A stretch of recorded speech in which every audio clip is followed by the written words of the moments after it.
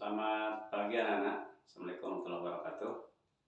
Jumpa kembali di video pembelajaran kita hari ini. Materi kita hari ini kita mulai di tema yang ke-7, yaitu tentang kepemimpinan, dan subtema yang kedua, pemimpin idolaku. Dan hari ini kita masuk ke pembelajaran yang ketiga, fokus di mata pelajaran PKN, IPS, dan Bahasa Indonesia. Tolong disimak baik-baik materinya. Mudah-mudahan di dalam video ini kalian bisa menimba ilmu, karena kita masih dalam kondisi belajar online, masih daring, jadi belum bisa belajar tatap muka, sehingga kita menggunakan atau memanfaatkan fasilitas jaringan internet. Nah, jadi mudah-mudahan walaupun tidak tatap muka, pembelajaran kita kali ini bermanfaat. Dan jangan lupa bagi yang belum subscribe channel ini, tolong dibantu untuk subscribe biar saya lebih semangat lagi untuk membuat video-video pembelajaran. Dan kalau lu suka, silahkan di like, kemudian di share pada teman-teman yang lain, biar yang lain juga bisa menyaksikan video ini. Terima kasih, silahkan disimak, kita mulai pembelajarannya. Pemimpinan. Di tema yang ke-7 kita membahas subtema yang kedua, yaitu pemimpin idolaku. Nah, di hari ini adalah pembelajaran yang ketiga, dan kita fokus ke materi PKN, yaitu di kompetensi dasar 3.1, kemudian ilmu pengetahuan sosial KD 3.1, kemudian 3.3 dan bahasa Indonesia KD 3.3. Nah, di pembelajaran PKN kita hari ini akan membahas tentang sila keempat dari Pancasila, yaitu keadilan kerakyatan yang dipimpin oleh hikmat kebijaksanaan dalam permusyawaratan perwakilan. Nah, makna sila keempat dari Pancasila ini dalam penerapan sehari-harinya antara lain, yang pertama adalah setiap warga negara memiliki hak dan kewajiban yang sama. Jadi siapapun itu, setiap warga negara Indonesia memiliki hak dan kewajiban yang sama, ya, tidak dibeda-bedakan. Teorinya begitu, ya.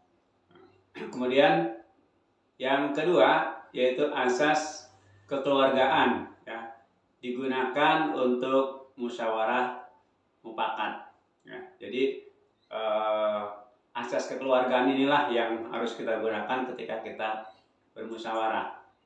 Kemudian yang ketiga yaitu mengutamakan segala kepentingan bersama, ya, dan kepentingan bangsa di atas kepentingan pribadi atau kepentingan golongannya, ya.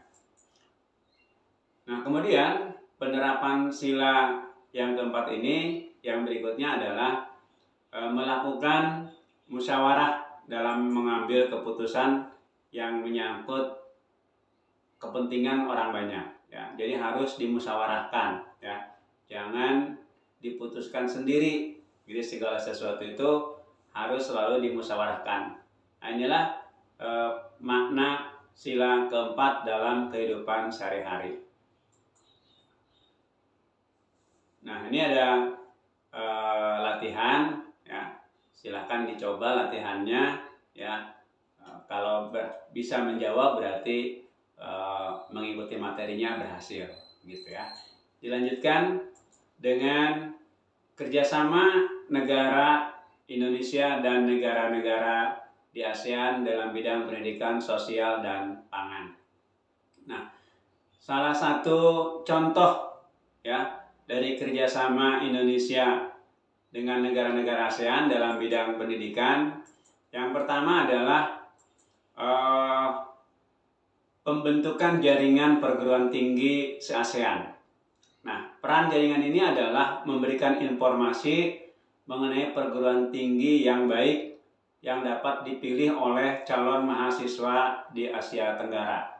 Nah, jaringan ini juga berfungsi untuk membantu proses pertukaran pelajar antar negara di Asia Tenggara. Nah, kemudian yang kedua, menyediakan sarana sekolah dan perlengkapan sekolah yang memadai ya, yang baik.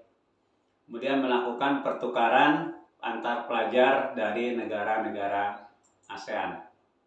Kemudian kerjasama ASEAN dalam bidang sosial, yaitu antara lain membentuk kelompok kerjasama ASEAN, ya, membentuk kelompok kerjasama ASEAN. Kelompok kerja ini berperan sebagai pemberi gagasan untuk mengatasi permasalahan dalam bidang kependudukan dan urbanisasi di negara-negara ASEAN. Nah, kelompok ini bekerja atau berfungsi mengatasi permasalahan yang ditimbulkan dari tingginya pertumbuhan penduduk dan arus urbanisasi seperti populasi penduduk yang padat di wilayah tertentu. Nah, kemudian kerjasama lainnya dalam bidang sosial, pembentukan kelompok kerja kota-kota ASEAN. Nah, ini berwawasan lingkungan. Kelompok kerja ini berperan dalam memberikan pendanaan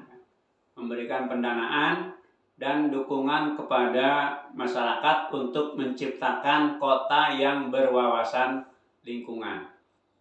Dan yang ketiga adalah penanganan bencana alam yang terjadi di wilayah ASEAN. Hal ini penting ya, penting dilakukan karena mengingat negara-negara di kawasan ASEAN itu rentan terhadap bencana alam, ya, sehingga perlu penanganan dan kerjasama antar negara-negara anggota di Asia Tenggara. Nah, itulah untuk materi IPS ya, tentang kerjasama Indonesia di negara-negara di kawasan Asia Tenggara. Nah, tugasnya adalah bagaimana sih bentuk kerjasama ASEAN dalam bidang sosial, ya, kemudian apa fungsi organisasi jaringan universitas dalam kerjasama ASEAN itu, ya. Nah, silahkan dicoba dijawab pertanyaan tersebut.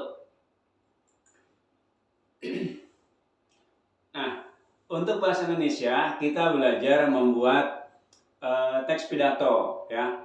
Nah, sebelum membuat teks pidato ada langkah-langkah yang harus kalian lakukan, ya, langkah-langkah membuat teks pidato. Yang pertama adalah menentukan maksud dan tujuan pidato, ya. Maksud dan tujuannya apa di dalam pidato tersebut, ya, menyampaikan apa, tentang apa gitu ya. Yang kedua adalah mengamati audien atau mengamati yang hadir, pendengar, ya, dan situasi sekitarnya.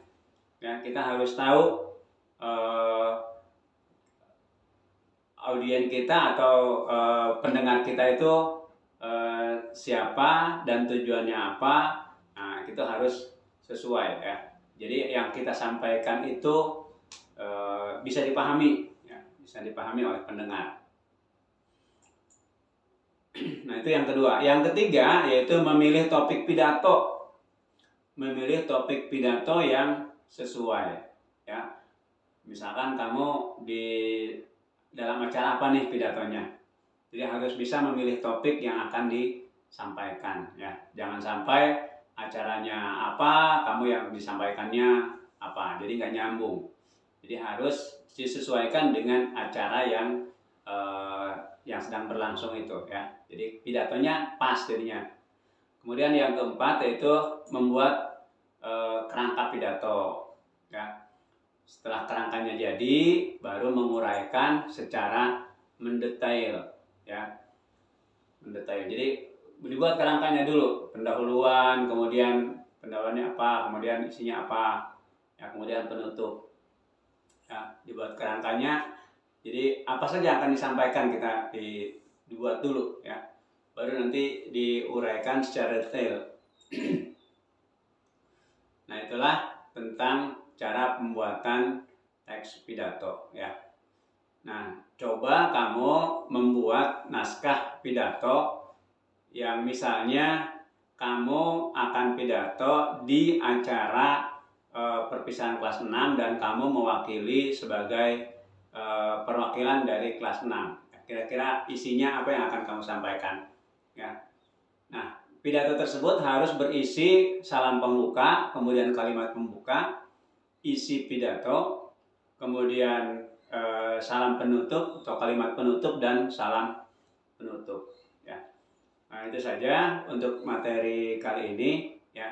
Tidak terlalu panjang, ya, singkat saja biar mudah diingat. Mudah-mudahan ada manfaatnya. Terima kasih.